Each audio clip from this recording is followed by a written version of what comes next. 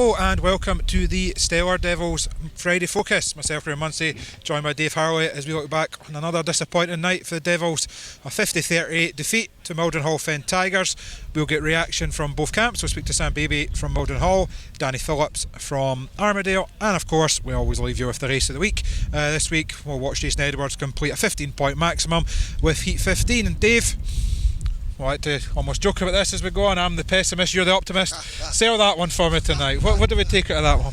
It's a big challenge for the Devils tonight. I think they've been let's think the mechanics have been working overtime on the Devils side of the pitch tonight. Just everything that could go wrong that possibly did. And when you're racing against riders of the calibre of Jason Edwards, you got to be prepared. You got to be at your best. And then when we're halfway through the meeting, I've got three riders on a maximum in the Fen Tigers, where Kingston looked really good and BB as well. So they're a solid team throughout, and if you're going to show weakness, you're going to, unfortunately at this level, it's not going to be there. But we did have some positive way the performance of Josh Embleton tonight. I know he's dropped to reserve, which does help, but a very good was he scored 11 points tonight. 2 heat wins in there as well. Two heat wins towards the end, and that's the big positive we can take from tonight from a Devils perspective. So there you go. Dave Harley always finds the nugget. He always finds the silver lining. Josh Embleton excellent, but you're right. And is it misfortune? Is it, obviously William Lawson misses the 2 minutes in Heat 1, and then the Muller boys, both their number 1 bikes went down, so they were sharing sort of 1 second bike between them. I'm not here to be critical, and I don't know what goes on in the pit, so Dave, but we're kind of saying the same names every time here now. I think Lawson had to turn his fuel on in his second ride as well, so got to give yourself a better chance than that. When you're up against the reigning champions and the calibre of Edwards, you're always going to struggle. You can't be giving away points like that well, maybe it is, I don't know if it is preparation or just a lack of noose there, but we'll talk about the racing rather than that. And you look down the line, and we spoke on Danny Phillips. I spoke to him for the programme. He can be happier with his night's work, back to something like his best form in 13 points. Yeah, definitely better. For Danny, Tom Woolley was always there or thereabouts, albeit just couldn't quite get himself to the front. Well, that's the thing with it. It's depending how long is it since they had the last home match. There is no home track advantage for the guys, and they're not been here. I know the Miller boys are here most weeks for the second half, but the likes of Tom and Danny, they're not getting a chance to build and show what Tom did last season for us. He became a pretty dominant heat leader, and whilst he's doing well tonight, he's not winning races, but it's not through lack of effort on his part, I don't think. No, definitely not. And as we say, the one man who was back to winning races tonight was Danny Phillips. I caught up with him after. So Danny, we spoke during the week and in the run-up, obviously, and you'd said you were looking to get back to the big scores, and okay, it was a tough night for the team, but 13 points for yourself, you must be the happier man with that than that's been some Fridays so far. Like I said on the phone, my performance lately hasn't been the best, hence why I'm down at number 5 and not still number 1. But it was just nice to make some really good starts, just get out in front really, get some fresh air, and just start enjoying riding my bike again. I've got a guest booking tomorrow at Berwick for Maldon-Hall, so I'm helping the opposition tomorrow. So that's it, another meet, and then we've got another meet in a couple of weeks' time anyway. So I'm going to be on it a bit more this month, but then I think we get a bit of a break again. So just trying to keep on the bike as much as possible. Like I said, 13 points today. I'm happy with that. Left the door open a little bit for Edwards to get on the inside and eat 15. So it would have been 14 points, but fair play. He's riding 3 arms as much as me in a single week, so he's always on it, so fair play to him, and he's riding well, so fair play to him. And then from a team point of view, though, obviously the search for those first league points go on, but we knew it was going to be a tough tonight. Maldon-Hall are the reigning league champions for a reason, and you mentioned Jason Edwards there. When you're led by your number 1, putting a 15-point max on, it gives you such a good basis to build on. Yeah, obviously disappointing again. We need to kind of get out of this rut a little bit. Tom did, I don't know how many points did Tom score? 8 or 9, I think. Yeah. So Tom done his average, so you can't complain for that. I don't really know what he scored, but I know it wasn't nowhere near as much as what he can score. Just a bad night really for some of the riders, but it's one of them things. No one's on the bike often enough, so it's like our next meeting is 2 weeks away, I think. It's more. I think it's 4 weeks away. 4 weeks away, and then we have 3 in a row. Yeah. So it's one of them things really. more time you're in the bike, the better you ride really. So it's kind of like back to square one a little bit when our meeting comes around. But that's down to the riders trying to find somewhere to practice, even if it's just a second half or something. It's better than nothing. And look for the positives though. Josh Embleton, his first meeting down at reserve, and he finishes with 2 heat wins and 11 points. And again, we spoke sort of during the week, and we said it was a good chance for him to build that confidence, get the points on the board, and he showed that tonight. Yeah, obviously winning at number 2, which in my opinion is probably one of the hardest spots in the team. Obviously, it's hard the number 1 and number 5. Obviously, you're second string against number 1s and number 5s. Yeah. So him going down to reserves makes the team a bit stronger, gives him a bit more confidence. I think Gregor did all right. I'm not too sure, but I know they had problems with bikes early on. I think they went. Between Lewis and Greg, I think they were sharing the one bike because both bikes packed up. So again, that's not ideal. It's not what you want at the beginning of a meeting. So they've got a couple of gremlins to sort out, which I know they will. So we just need to look on to our next meeting instead, try and stay as positive as possible, really.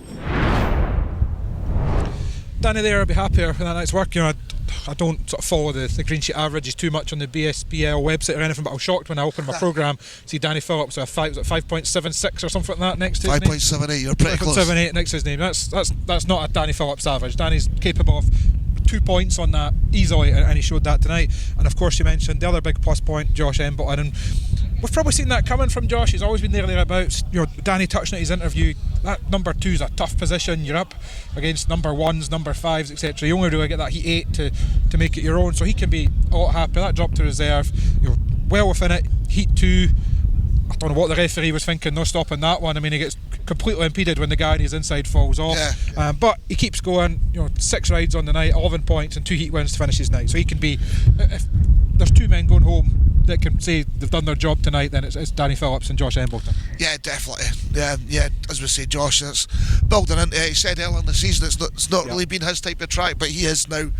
And the occasions that he's managed to get some practice, he's starting to master it. And Danny, back to his better. And I think with regular racing, he's getting another guest for Berwick tomorrow, so he will get better. And as you say, that average isn't really a true reflection of the rider. But yeah, I mean, unfortunately, you look at the young Miller boys, there's 1 point between them tonight. And it's mechanical gremlins. I think one of the engines just came back for the tuner, and as the luck happens, it does the last one race. But yeah, you've got 2 guys scoring 1 point between them, you're always going to struggle. And we've done alright 5 points for George's rides. It's probably not a million miles away from he would be, but yeah, nobody near strong enough to compete with Maldon Hall tonight. Yeah, so I guess the Devils just need to regroup, go again. It is a bit of a gap, 4 weeks till Kent come, but we'll flip it over at the Maldon Hall side of the page, and you know, weirdly they were on 0 points as well going at the match, albeit they'd only ridden one match, and that was away to Leicester, but showed why they're reigning champions tonight. You know, immaculately led by Jason Edwards. You know, his first 4, he's got the race won by the time he gets to the first bend.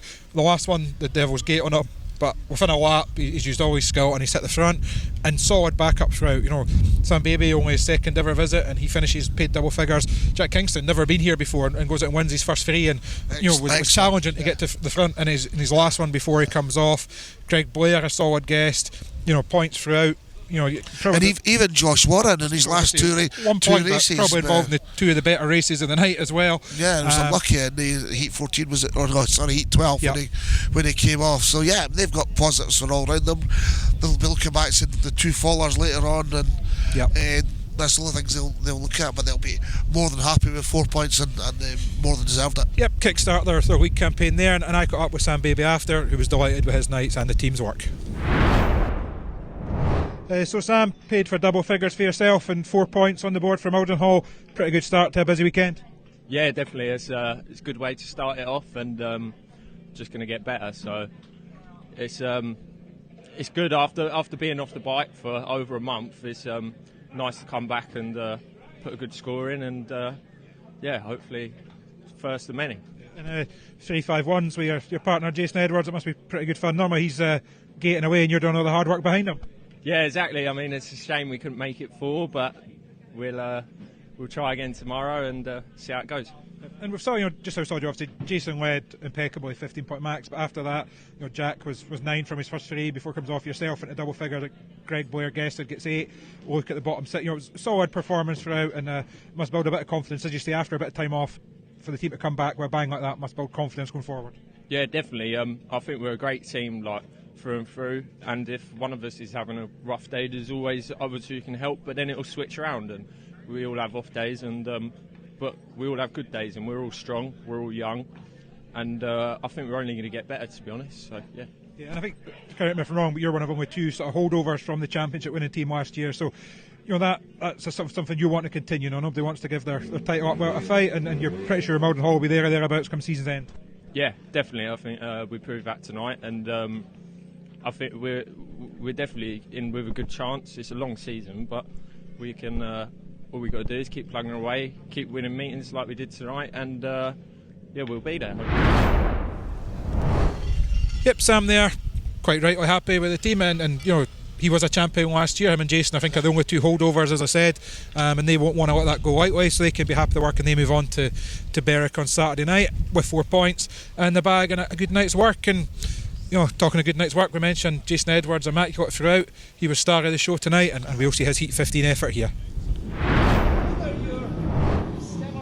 So nothing really to race for in terms of match points, I guess. Can the Devils hit 40? Can the Tigers hit 50? Can anyone stop Jason Edwards? Would be the 3 main questions. So we're ready to go for our last race of the night. Good heat by the home pair. Phillips leads the way. So what we're going to see here, Edwards racing up the inside of Woolley to challenge Phillips. And he's raced up the inside of Phillips as well. Terrific effort. At least the Devils made him fight for it.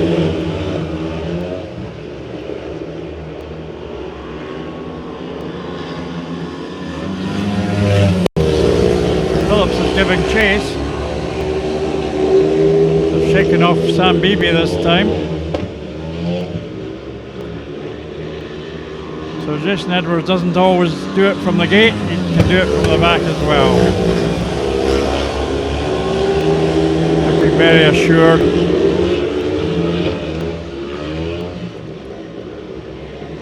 Completes a dominant 15-point maximum. The home pair made a race of it in the last one there.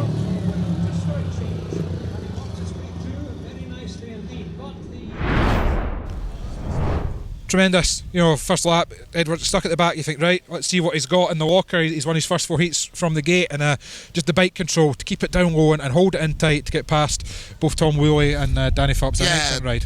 Excellent, you know, clearly got the speed, got the line, but I think he was probably 4th coming off the second bend, never mind 3rd, and yeah, by the end of the first lap he's in the lead, and again, but I think it's fastest excuse me, fastest National League times of the season tonight, and they're up championship level times as well. So and we know, he scored some fantastic points for the Monarchs as well. So I did joke on the stream that he's let himself down by going 60.1 in the last race and not beating 60 seconds in all his races, but he did have some traffic to get through. And a tremendous effort by Jason Edwards, tremendous effort by Malcolm Vasey's men. The Malden Hall Fen Tigers take all 4 points. Final score 50 to the Fen Tigers, 38 to the Stellar Devils. And say it's a 4-week gap until the Devils are back, so they can try and regroup before Kent come a calling. We'll be back during the week. It's back to Monarchs action next week. Oxford Cheetahs, Aaron Summers in tow there. Huge match for the playoffs next week. Yeah, big match next week. We'll be back with a preview show during the week. Until then, thanks as always for watching, and goodbye.